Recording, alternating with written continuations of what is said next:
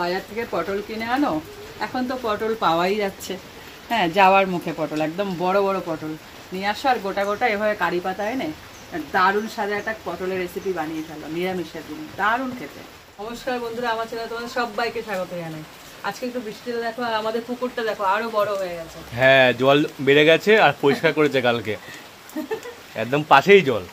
ডাক পাখির বাচ্চা দিয়ে এই আমরা বসে আছি, এই হচ্ছে জল একদম পাশে। কত বেড়ে গেছে বৃষ্টিতে জল। আমরা কি বলতো একদম পুকুর পাড়ে বাস করি, মানে এখানে ঝাঁপ দিলেই পুকুরে। হ্যাঁ, দেখবে কোনদিন নৌকায় করে যাতায়াত করছি। আমি হাতে পটল নিয়ে বসে আছি। পটলে একটা দারুণ নিরামিষ ডিশ এনেছি, একদম কম খরচে। তোমরা খেয়াল করে দেখেছো, সবসময় টেস্টি কিন্তু অল্প পয়সা আমি করার চেষ্টা করি। হ্যাঁ, সবসময় যে দামি খাবার খেতে হবে এমন কোনো কথা নেই। নিরামিষের দিন বিশেষ করে দেখবে খেয়াল করে, মানে চিন্তায় পড়ে যায় কি করব, কি এটা যদি মাছ থাকতো, পটল আলু দিয়ে মাছের ঝোল তো হয়েই যায় খাওয়া।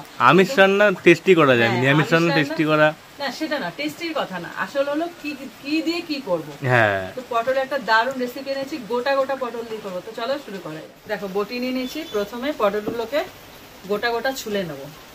মাথাটা কেটে নিলাম, দুটো পাশে কেটে নিতে হবে। নিয়ে জাস্ট একটু একটু ছাল থাকবে, মানে এই যে খোসা ওটা থাকবে, অল্প অল্প করে ছুলে নেব। পাতলা পাতলা করে একদম ছাড়িয়ে নিই। ছোট্ট কাজ, হ্যাঁ, বেশি বড় কাজ না। দেখো প্রত্যেকটা পটল আমি ছুলে নিয়েছি খোসা। এবার মাথাগুলোকে দুপাশে এরকম চিড়ে চিড়ে দেবো, আর মাঝখানটা এই পেটের দিকটা, মানে পটলের পেট, একটু একটু চিড়ে চিড়ে দেবো। তাহলে কি বলতো, যে মশলাপাতিগুলো হ্যাঁ ভালো মতন ঢুকবে এর মধ্যে। একটু ফাঁকা করে করে দিলে চিড়ে চিড়ে সুবিধা হবে, না হলে তো এটা বন্ধ হয়ে আছে। উনুন ধরানো হয়ে গেছে, আর এদিকে আমি পটলটাকে ভালো করে ধুয়ে নিয়েছি। এই দেখো গোটা গোটা। তো এর মধ্যে দিয়েছি তেল। পটলগুলোকে না পুরো লাল করে ভেজে নিতে হবে। তেলটা পুরোপুরি গরম হয়ে গেছে, এবার পটলগুলোকে গোটা গোটা ছেড়ে দেবো।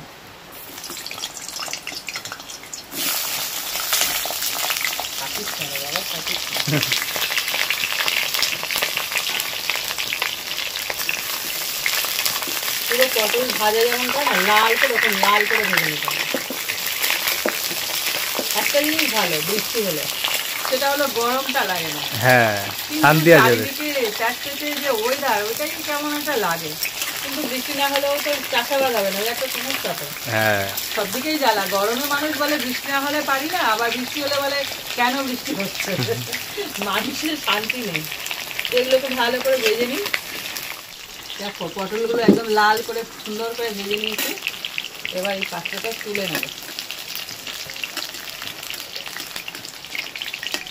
এখানে অর্ধেক সেদ্ধ হয়ে গেছে ভাজার মধ্যে। তাহলে এই যে রেসিপিটা না একদমই ঝোল হয় না, তো ভাজার মধ্যেই সেদ্ধ হয়ে যাবে। এইভাবে ভেজে নেব।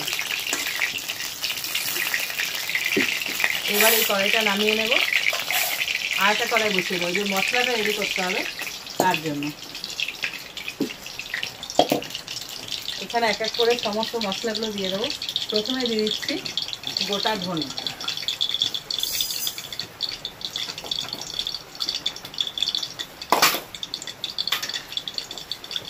তারপর দিয়ে দিচ্ছি গোটা জিরে,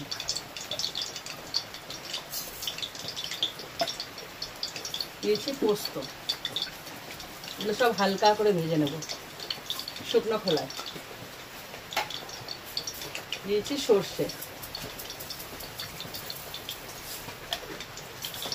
এগুলোকে হালকা করে একদম নেড়ে চেড়ে নেব। দেখবে একটা হালকা, মানে বুঝতে পারবে যে একটা ভাজার সুন্দর গন্ধ বেরোবে, তখনই বুঝে যাবে যে এটা ভাজা হয়ে গেছে। দেখো মশলাগুলোর কালার পুরো চেঞ্জ হয়ে গেছে। ঠিক এই সময় দিয়েছি কারি পাতা। এটা আমার গাছের কারি পাতা। হ্যাঁ, শেষে কারি পাতাটা দেবে, প্রথমে দেবে না, তাহলে পাতাগুলো না একদম পুড়ে যাবে। 3খানা স্টিক দিচ্ছে এরকম।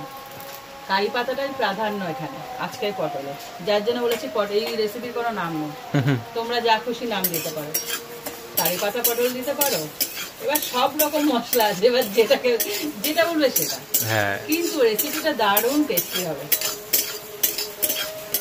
যতক্ষণ কারি পাতাটা পুরো একদম, মানে কি বলতো, ভাজা ভাজা হয়ে যাচ্ছে, ওর পুরো সোজা সোজা রয়েছে তো কুচকে না ছোট হয়ে যাবে, তখন বুঝে যাবে যে কারি পাতাটা হয়ে গেছে। যেহেতু এটা শুকনো খোলায় ভাজি, তেল দিচ্ছি না, তো আস্তে আস্তে দেখো, এই দেখো বলতে না বলতে কারি পাতাটার চেহারা বদলে যাচ্ছে।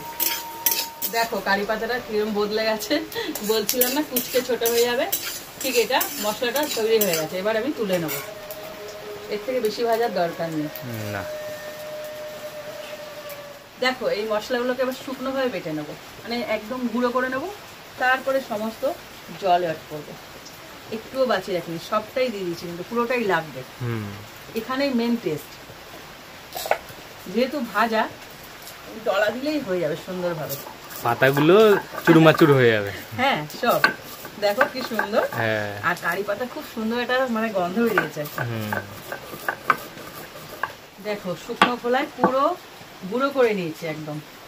এইবার এর মধ্যে একটু জল ইউজ হবে, আর দিয়ে দিচ্ছি এক টুকরো আদা আর কয়েকটা কাঁচা লঙ্কা, এর সাথেই বেটে নেবো একসাথে। দারুণ না মশলাটা? ব্যাপক। এই রেসিপিটা খেলে না মনে হবে কি নিরামিষের দিন এটাই করি। আদাটাকে থেতো করে নিই। আমি তো এর আগেও বলেছিলাম, কি বলতো, যে কোনো রেসিপিতে মশলার খেলা চলে, আর কিচ্ছু না। টেস্ট যে বদলায় না, শুধু মশলা পরিবর্তন করলেই মশলা টেস্ট বদলে যায়। এগুলোকে বেটে নিই আগে। প্রথমে এমন শুকনো বাটবে, তারপরে কিন্তু জল দেবে।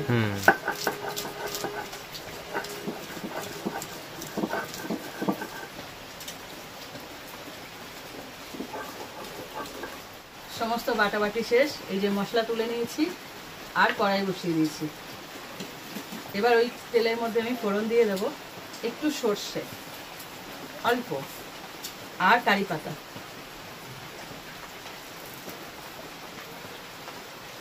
এবার এটাকে একটু ভেজে নেব। ফোড়নটা পুরো ভেজে নিয়েছি, আর কারি পাতা দেখো কালার চেঞ্জ হয়ে গেছে, পুরো কুকড়ে গেছে। এবার দিয়ে দিচ্ছি টমেটো, একটা গোটা টমেটো আমি কুচি করে রেখেছি।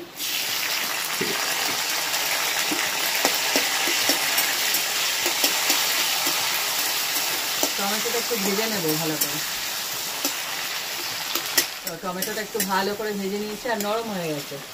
এইবার এর মধ্যে দিয়ে দিচ্ছি যে মশলাটা বেটেছিলাম, ওই মশলাটা একটু জল দিয়ে দেবো, কারণ এর মধ্যে সর্ষে আছে তো। হ্যাঁ, সব জানে বলে হ্যাঁ, শিখেছি অনেক কিছু। এটা সত্যি, সর্ষে থাকলে ভাজা যায় না, যেটুকুই থাক তিতকুটে হয়ে যায়, তার জন্য। এবার এর মধ্যে একে একে সব মশলাগুলো দিয়ে দেবো। দিচ্ছি লবণ, সব একসাথে কষাবো আর কি। এটা যেহেতু ঝোল হবে না, লবণটা সেই বুঝে দিতে হবে।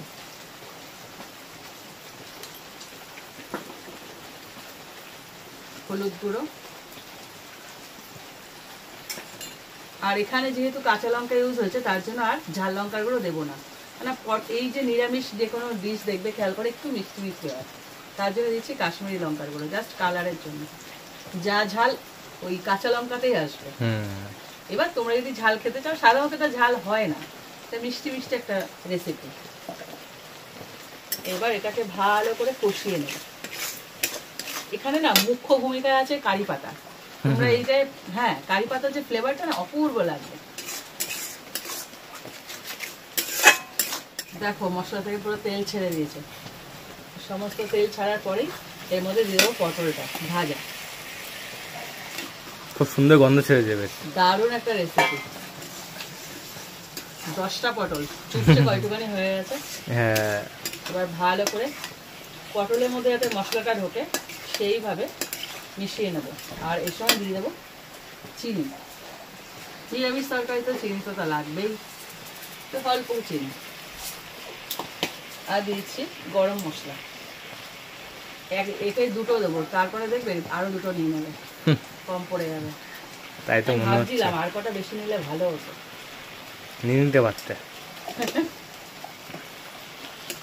এইবার ভালো করে একটু কষিয়ে নেবো পটলের সাথে, ঠিক এরকমই দেখতে হবে। হ্যাঁ, একটু জল দেবো, সামান্য জল দেবো, একদম কম। দেখো পটলটা ভালো করে মশলার সাথে মিশিয়ে নিয়েছে, একদম পুরো ভেতরে অবধি প্রবেশ করেছে। এবার এর মধ্যে একটু জল দিয়ে দেবো, সামান্য জল, মানে যেটুকু না হলে নয়। এবার এটাকে ফুটতে দেবো। মানে যখন কষাচ্ছিলাম যেরকম এসছে হ্যাঁ। ওরকম চেহারা হবে। একটু ফুটতে দেবো, এটা ফুটুক। দারুণ রেসিপি। তোমরা বলে রাখলাম, যখন এটা করবে না একটু পটল বেশি করে নিও, আমার মতো ভুল করো না। একটু বেশি করে নিও, দেখবে চেয়ে চেয়ে খাবে, যেই খাবে না সে চেয়ে চেয়ে খাবে। এত সুন্দর একটা রেসিপি। দেখো পটলটা রেডি হয়ে গেল, আর এরকম হালকা একটা গ্রেভি থাকবে, এটা নামালে একদমই বসে যাবে, হ্যাঁ পুরো মাখা মাখা। তো রেসিপিটা তোমরা ট্রাই করো, কিন্তু অবশ্যই ট্রাই করো। আর যে মশলাগুলো ইউজ করেছি না, এই মশলাগুলো অবশ্যই দেবে। আর কারি পাতা পাশের বাড়ি কাকিমা হোক জেঠিমা হোক তার থেকে হলেও নেবে, আর যদি বাড়িতে থাকে কথাই নেই, না হলে বাজার থেকে আনবে, কিন্তু কারি পাতা দিতেই হবে, তবে এই স্বাদটা আসবে। হ্যাঁ দারুণ একটা রেসিপি আজকে শেয়ার করলাম। এটা ভালো লাগলে লাইক দিও, শেয়ার করো, আর কমেন্ট করো খেয়ে কেমন লাগলো। আশা করি খুব ভালো লাগবে। নিরামিষের দিন আমি গোটা গোটা পটল আনবো আর করে ফেলবো। হ্যাঁ। আর এরকম আরো রেসিপি পেতে আমার চ্যানেলটা সাবস্ক্রাইব করে দিও। তো আজকের মতো টাটা। টাটা।